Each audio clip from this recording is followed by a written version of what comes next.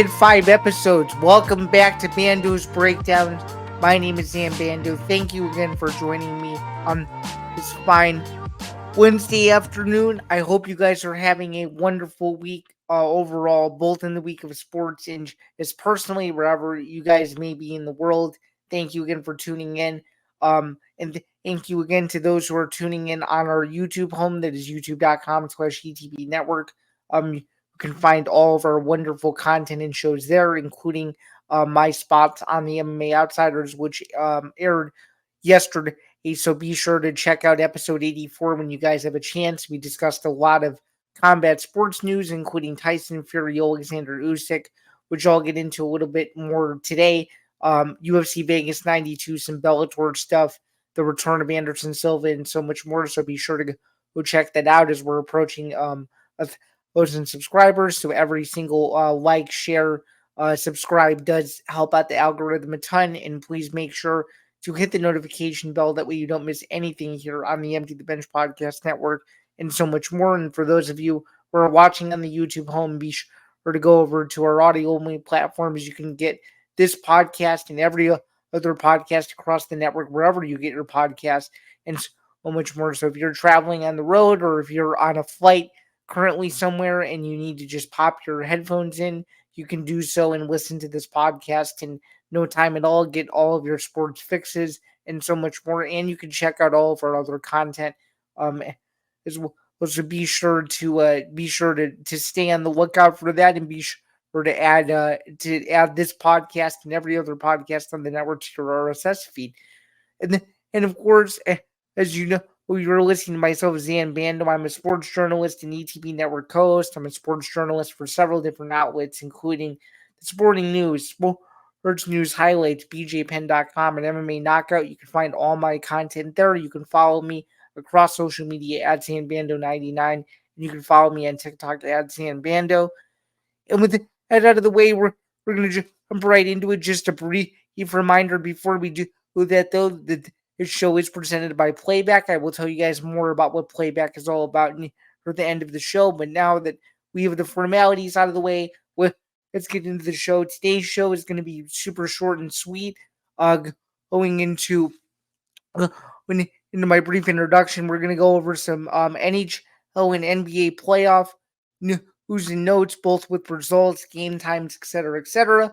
We're going to go over the Tyson Fury Oleksandr Usyk heavyweight title fight that took place this past weekend. We're going to go over whether or not I believe the UFC is going to move away from ESPN Plus in 2025 and find a new TV/streaming partner. And we're also going to go over some news and notes regarding the UFL and some NFL streaming price hikes that I think people should be aware of if you would like to watch the NFL this upcoming season across all of the different platforms that they have out. So we're going to go into Zan's overview first.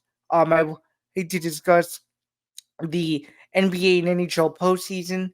So as you guys may know, the NHL and NBA postseason Final Four is set. On the NBA side, we have the Minnesota Timberwolves taking on the Dallas Mavericks in the Western Conference Final. We have the Indiana Pacers, who knocked off the New York Knicks in 7 games to advance to the Eastern Conference Final. They will be taking on the Boston Celtics, who, in my opinion, are more than likely now the perennial favorites to win the entire thing. And on the hockey side of things, one New York team is left. It is the New York Rangers. They will be taking on the Florida Panthers. That series begins tonight. And of course, we have the Edmonton Oilers who's been winning in 7 games over the Vancouver Canucks to advance to the Western Conference Final. They will be taking on the Western Conference regular season champion Stars, who won in a crazy series against the Colorado Avalanche in 6 games, where they needed 2 overtimes to win in Game 6. So a lot of crazy excitement going on in the NBA and NHL postseason. You can catch the majority of the coverage across several networks, including ESPN, TNT, for those of you that are in Canada. Sportsnet would be your channel of choice there, and so much more. So almost every other night, you're going to have postseason action for all 4 series. Of course, 2 in the NBA, 2 in the NHL, so a lot to be excited about, and just a lot of good teams. And I think the big story here is how the Minnesota Timberwolves were able to rally from 20 down in the second half to knock off the defending NBA champions. There's a good chance that we never see a comeback like that ever again. That was some of the most fun I've ever had on a playback stream to this point. And I think if it wasn't for Pat and his luck, I don't know if the Timberwolves would have won the game. But it was definitely an exciting game seven, and I think that with the with the matchups on both sides and with the star power that the Mavericks and Timberwolves have. Obviously, the Timberwolves have Anthony Edwards and Carl Anthony Towns, and obviously the Mavericks have Kyrie Irving and Luka Doncic. I think it's going to be a very exciting series that has a chance to go at least 6 or 7. And then on the Eastern Conference side, I think it's going to be a battle of the Boston Celtics high powered offense versus the Indy and the Pacers gritty and tenacious defense. And I think if Indiana can steal one of these two games in Boston, I think that series could be very interesting as well, with the chance for it to go 6 or 7 games. But right now, I'm going to stick with the prediction of the Celtics taking on the Mavericks in the NBA Finals. But based on how the series go, my prediction could change. However, I do think the Cinderella story that would be hilarious though is if the Timberwolves make it to the NBA Finals and actually make it competitive, because I'm sure that nobody saw that coming. So again, be sure to tune in NBA and NHL postseason almost every single night. There's going to be a different series on, so just keep it locked into all of your guides to make sure that you don't miss a single second of the action, and so much more as we are in the thick of one of the most exciting times of the year, where it's getting very close to summer, and it's also getting very close to the time when we're getting into our dead period, which we're going to talk about more in future weeks. But for now, the NBA and NHL postseason is still in full swing as the Eastern and Western Conference finals in both leagues get underway. Um, we're gonna move on now to a fight that happened this past weekend. It was Tyson Fury versus Oleksandr Usyk in Saudi Arabia from the Kingdom Arena in Riyadh, Saudi Arabia. This was an action-packed fight. It was for the undisputed heavyweight championship. First time in 25 years that an undisputed heavyweight champion was crowned, as Oleksandr Usyk defeated Tyson Fury by split decision. Two of the three judges' scorecards had Usyk winning the fight. One judge had it 115, 112. The other judge had it 114, 113. This was a 12-round slugfest of sorts. Tyson Fury got the better of Oleksandr Usyk early, but you could tell that Tyson Fury started to slow down in around round 7, 8, and 9 or so. And then round 9 is where things got really interesting. As Tyson Fury got caught with a punch, I think it was the left hook, and he got up against the ropes, and Usyk started wailing on him. And to people's surprise, but it isn't a surprise to people who know boxing, referee Mark Nelson decided to institute a 10 count because there's no such thing as being saved by the bell. So therefore, because Mark Nelson didn't stop the fight, that's what he had to institute, and the fight continued. Obviously, it ended up being a slugfest of sorts in rounds 10, 11, and 12. And and of course, Usyk was able to secure the decision when the punch stats were quite close. It was in around the 40% range for Usyk midway through the fight. Same with Fury. I think it was between rounds 4 and 6 that fight really started to get interesting. Stats wise, those are the two best heavyweights in the world. There's no way this rematch won't happen. Unfortunately, it's not going to be undisputed because the IBF is instituting a mandatory challenger, and they want eventually Usyk to fight Filip Hrgovic, who's the next number one contender over on that side of things. But more than likely, he'll have to wait because there is an immediate rematch clause, and that'll be interesting to see what all of the promoters do, because as we know, boxing is a very strange sport, and they like to have all the power. But as long as it's in Saudi Arabia, again, more than likely it's going to be promoted the right way. So stay tuned for all of that and so much more, as this rivalry is far from done. And I'm excited to see what adjustments Tyson Fury will make in the rematch, to see if he can cling to potentially a number um potentially a third fight to break the trilogy. Um and and just really quickly, going back to the NBA and a postseason segment, this is a great note by my producer. It was the first time on Sunday that two road teams won Game 7 on the same day that had never happened before. So, again, congratulations to the Pacers and the Timberwolves for doing the impossible both on the road. But yeah, back to Fury-Usyk. Again, this rivalry is far from over, and it's going to be interesting to see what happens if they can make the rematch in October, how it actually goes down, and whether or not Fury will be able to make the necessary adjustments to give Usyk some problems. Again, that was Fury's first professional loss, and Usyk remained undefeated, improving to 22-0. So a lot of exciting things in the world of boxing, considering it was kind of a dead week in the UFC with a very small UFC Vegas 92 card, which again we recapped in the latest edition of the MMA Outsiders. And again, no UFC this week as we are leading into Memorial Day week.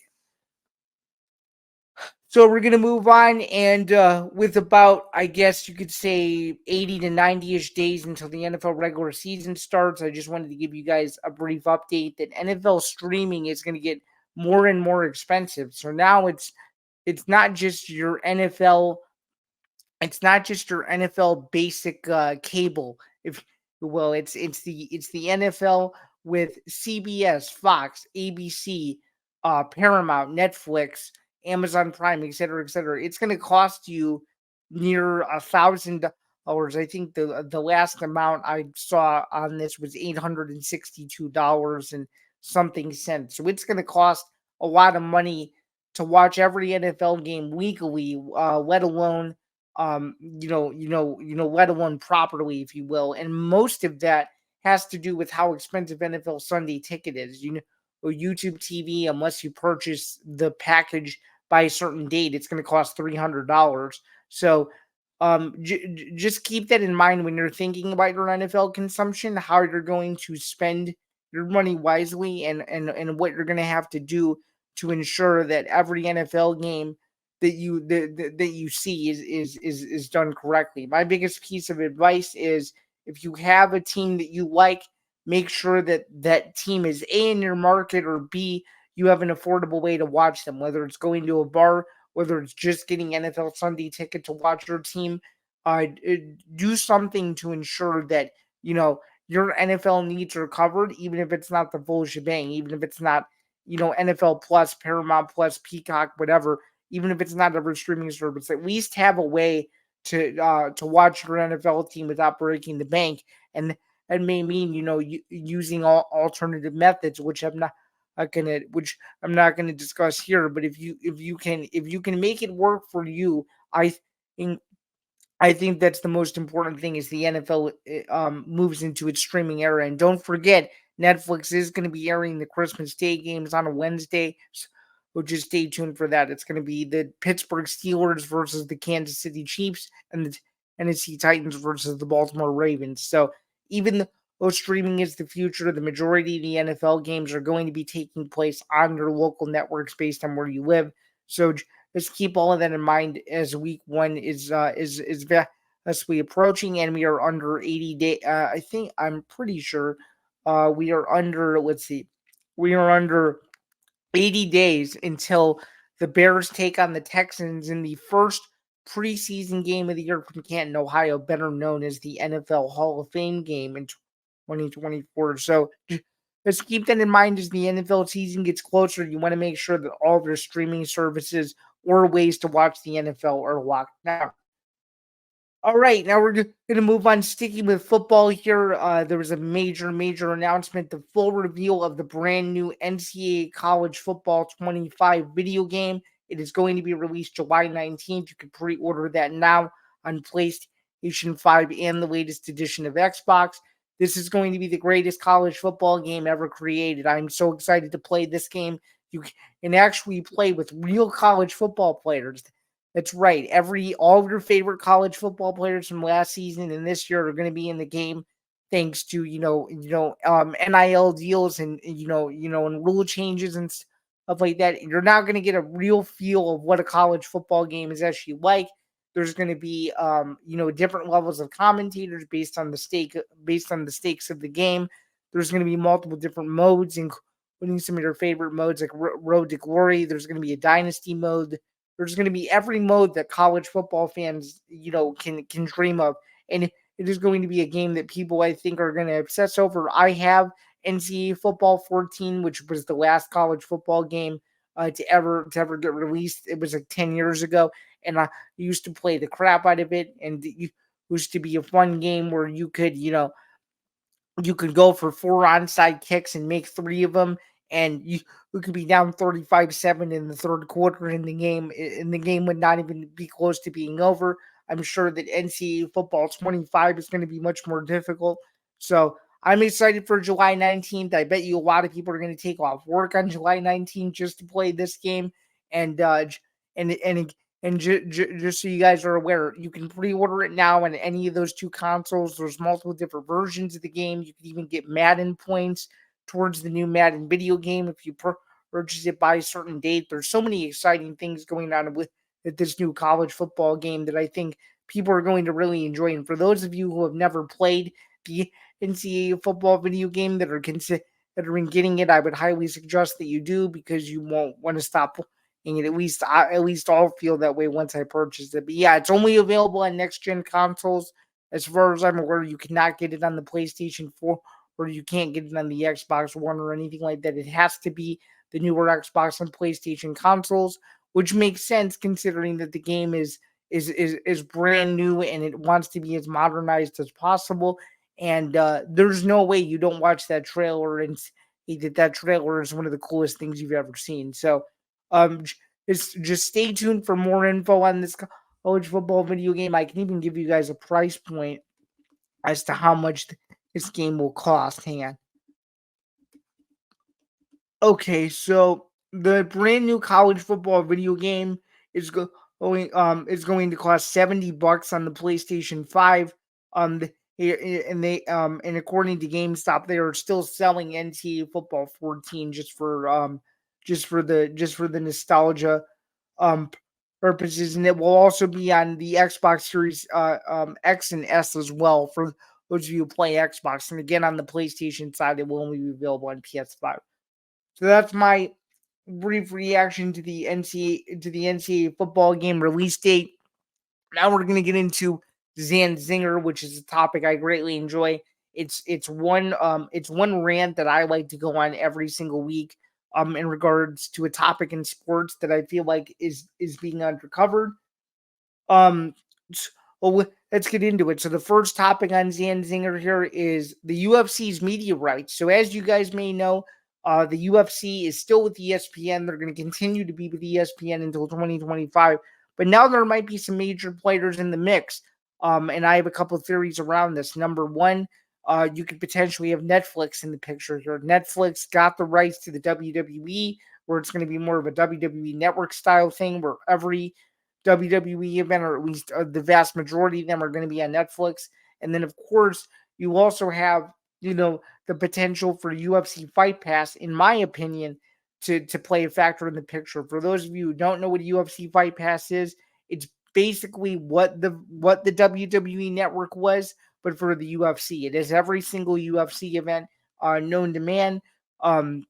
Every single fight night, every pay per view in some countries, every original series, pretty much everything you could ever want. But in some countries, you cannot access the pay per view because it's available on other broadcast rights holder channels. So, for example, in the United States, um, the pay per views are available on ESPN Plus. But not only do you have to have ESPN Plus, you have to purchase an additional $80 fee to watch the UFC pay-per-views. In other countries, everything is exclusive to UFC Fight Pass, which is why I greatly enjoy that service, because it is a one-stop shop for pretty much everything. And I think the UFC needs to be strategic here. I think the pay-per-view model is dying. I think for a lot of people in my generation, we just want to be able to watch what we want to watch without jumping through loopholes. And I think this next UFC deal, even though they have a year to think about it, is really important. You know, this next deal, could be for the next 7-8 years, and they want to think about the future of the sport.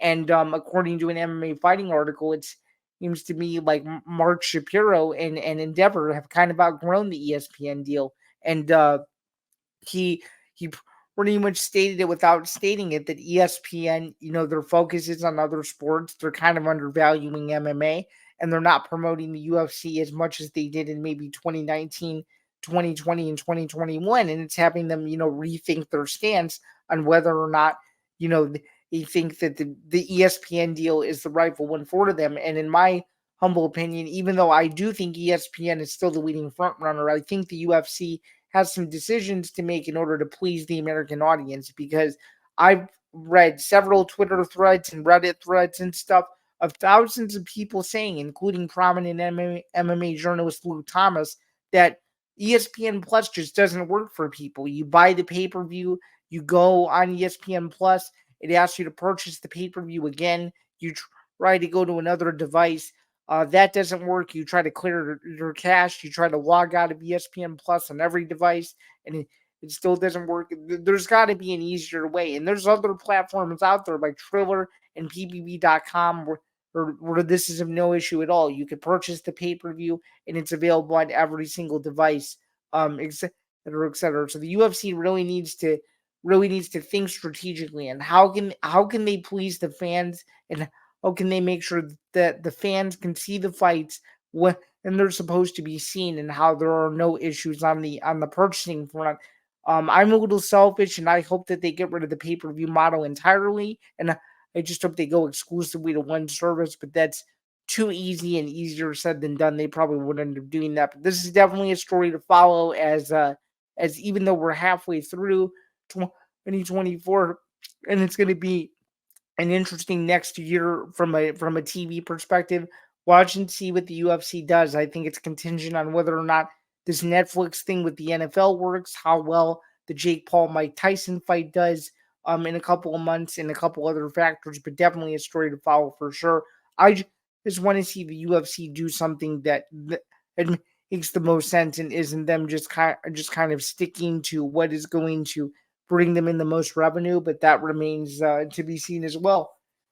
All right, and now we're gonna move right ahead to Zan's look ahead. So I just wanted to give you guys a brief rundown on some important times that you should be aware of going into the to the Eastern Conference Final and Western Conference Final for the NHL.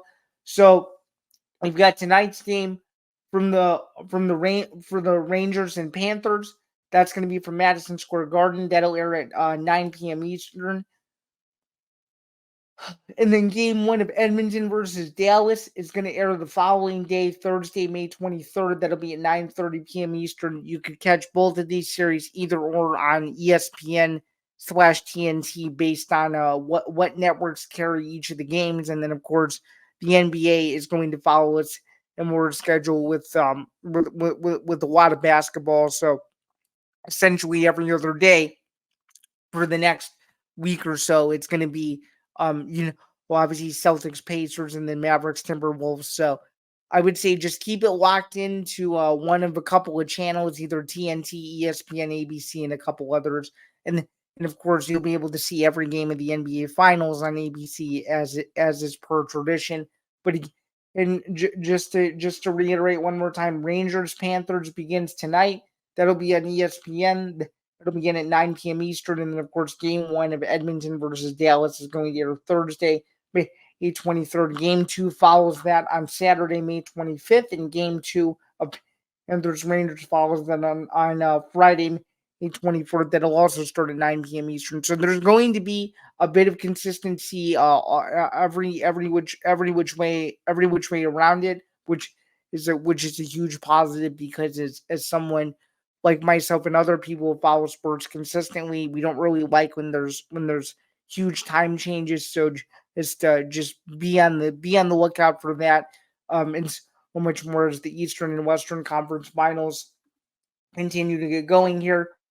And I wanted to do a brief follow up also on a UFL story that I had mentioned a couple weeks ago. Now we know what the UFL conference title games are going to be, as we are very, very close to the postseason. We're 2 weeks away from that. Still kind of seeing the same things across social media where, the league, isn't being as heavily promoted as such. So just something to keep in mind as the conference title games get closer. But now I can actually tell you guys that the conference title games are official, and I can tell you that they're going to be interesting. So let me see.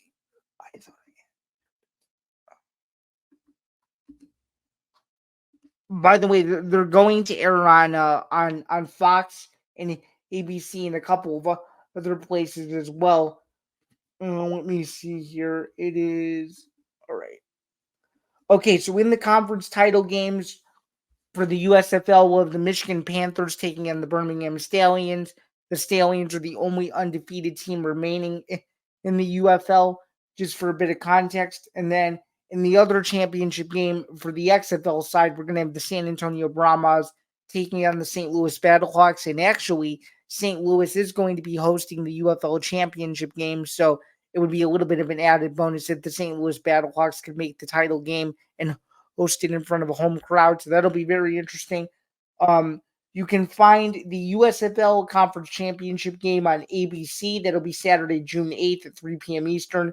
You can find the XFL Conference Championship game the following day, Sunday, June 9th at 7 p.m. Eastern. That'll be on Fox. And then, of course, the UFO Championship game will be Sunday, June 16th at 5 p.m. Eastern from St. Louis, Missouri. Like I said, at the Dome at America Center, which more than likely it would make a ton of sense, and it would make the league happy, I'm sure, if the host city had the host team playing in the championship game. So a lot to think about as we get through the final 2 weeks of the UFL regular season. And I would say the season was somewhat a success. The teams that were supposed to do really well did really well, but I think these conference title games are going to show a lot, and it's going to show, if the UFL can be sustained as a spring league. Again, I just need to see more promotion. I need to see more detailed stories on all of these games.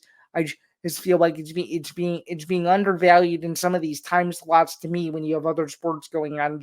Just don't make sense. The UFL needs a dedicated day, and if they had dedicated days during the spring, this league would kill it. I promise. I just don't think competing against horse racing, the NHL and NBA postseason, the UFC, and full sway to Major League Baseball is doing many favorites. They need a day in the middle of the week, or they need a day, maybe on like a Friday or something, where they are overtaking the sports TV calendar, and and those are the days that the UFL can show up. That's just my opinion. It's good to see football in the spring. I think it just needs to be done in a little bit of a different way, and I think the UFL can be very successful. And I'm not harping on the league. I think there's some good teams in the league. St. Louis is a good team. Obviously, as I alluded to, the Birmingham Stallions are the best offense in the league. They remain undefeated. There, there's so much potential in this league that they just need to nail down the promotional aspect, and you need to nail down, having games at times where people can actually watch football and not be distracted about other sports. So just keep that in mind as the UFL season draws to a conclusion. All right, now we're going to move on briefly to a review of the combat sports schedule. There's nothing crazy going on the last week of May, but just to briefly remind you guys that June is a packed month of UFC. We've got UFC 302 in Newark, New Jersey, headlined by Dustin Poirier and Islam Makhachev for the lightweight championship. Then the following week, we head to Louisville for a UFC Fight Night card. There's a pretty good main event in that one. It's Cannonier versus Imamov in the middleweight division. Then we have a random UFC Apex Fight Night, which is still being worked on. That's June 15th. June 22nd is a stacked card from Riyadh, Saudi Arabia, headlined by Robert Whitaker and Hamza Chimaev. And then, of course, June 29th, the big one, T-Mobile Arena, Las Vegas, Nevada, Conor McGregor versus Michael Chandler. So be sure that you don't miss that, and so much more, as June is going to be one of the biggest months of the entire year for combat sports. So just wanted to maybe go over the, and now we're going to move on to Zan's errors. I don't think I had any errors in this episode, I'm pretty sure, which means we're going to get to the last bit of the show, which is to remind you guys that this episode of Bando's Breakdowns and every episode of Bando's Breakdowns is presented by Playback. So watching sports is more fun with others, but we spend too much of our time watching alone. Playback is a virtual space where communities can stream live sports together with everyone perfectly synced up. Creators can hop on stage, deliver their own play-by-play analysis and commentary, and invite viewers up for Q&A. Playback makes watching sports fully interactive and a social experience, from playing fantasy sports, repping your favorite players and teams, and watching with the commentators and communities you care about. Win or lose, sports are best enjoyed together. You can join our community today by going to playback.tv/ETB network to find out more, including our live stream schedule, which is going to include a crap ton of NBA basketball as we get closer and closer to the NBA Finals. So that's going to do it for this edition of Bando's Breakdowns. This has been episode 5, and I have been Zan. And thank you again for tuning into another episode where you got your weekly sports fix in under 40 minutes. And I look forward to seeing you guys back here for episode 6. See you guys soon.